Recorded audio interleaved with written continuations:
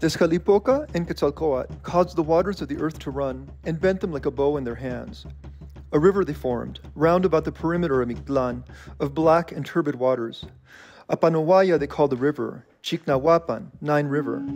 On its banks they created great packs of dogs, red dogs, white dogs, and black dogs. Itzcuintlan they called it, the first of the 9 layers, the place of dogs. They spoke to the Teyollia of Oxomoco and Zipactonal, first grandmother and first grandfather, and a rope they gave them.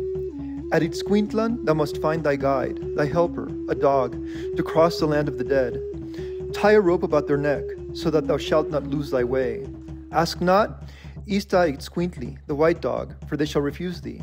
I will not help thee, the white dog shall say, for I fear to soil my fur in the dark waters of Chicnahuapan.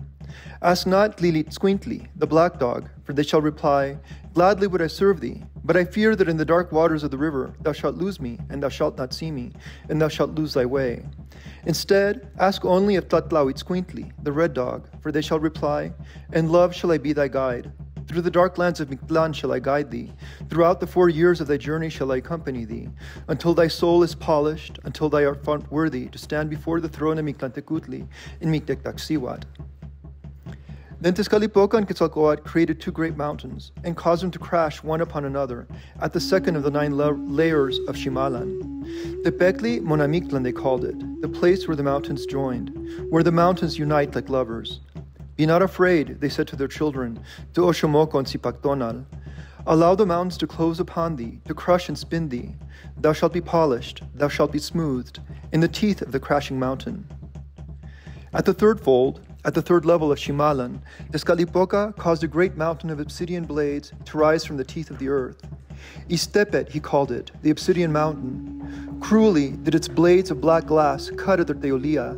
Painfully did it rend the color, the faces, of Oxomoco and Zipactonal as they crossed its jagged peaks. At the 4th crossing, Quetzalcoatl caused a wind of ice, of frozen cold, to flow across Ximalan. Sequehecayan he called it, the place of frozen winds. Itzehecayan he called it, the place of obsidian winds, for the air was of such cold that it cut like obsidian blades. Tlatlauitzcuintli guided Oxomoco and Zipactonal across the barren plains of Itzehecayan, across its white fields of snow, and their memories were driven from them in the bitter cold.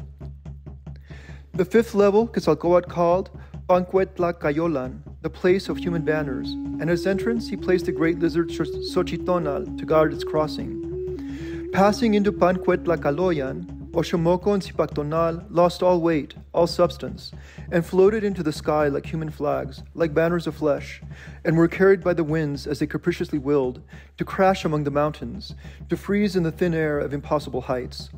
All memory of desire fled from them, all hopes and expectations, as they crashed among the innumerable human banners in this place of loss, of burnishing. At the 6th level of Ximalan, Tezcatlipoca gathered the arrows lost in every war, upon every battlefield, and launched them into the sky, and this place he called Temimi Naloyan, the place of arrows, the place where men are pierced. Naked they walked along a winding path, Oxomoco and Zipactonal, pierced by the arrows of war, the sharp blades of our grinding, our polishing, and in this place they lost all knowledge of fear. At the 7th level of Ximalan, Tezcatlipoca summoned 400 jaguars, an infinity of beasts, and he commanded them to eat the hearts of the dead. And this place he called Tecuayolhuelhualoyan, the place of the heart-eating jaguars. Calmly, Oxomoco and Zipactonal entered this place, for already had their Teyollia been purified, already did they shine. The jaguars, the red and black beasts, tore open their breasts and consumed their hearts at the very gates of the final level of Mictlan.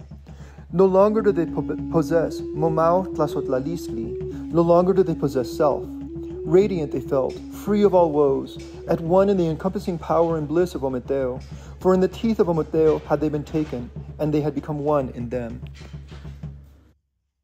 Before them remained the final fold, the final layer of Ximalan.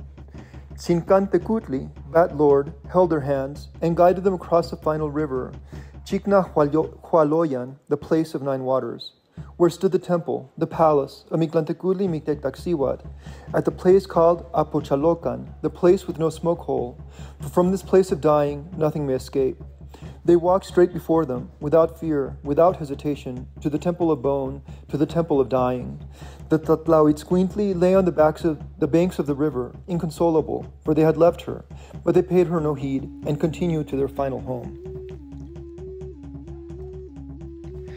The owls, the quail, and the bats came forward, and draped Oxomoco and Zipactonal in ilmas of golden feathers, so that they shone like the sun, like stars, like the cold rays of Venus.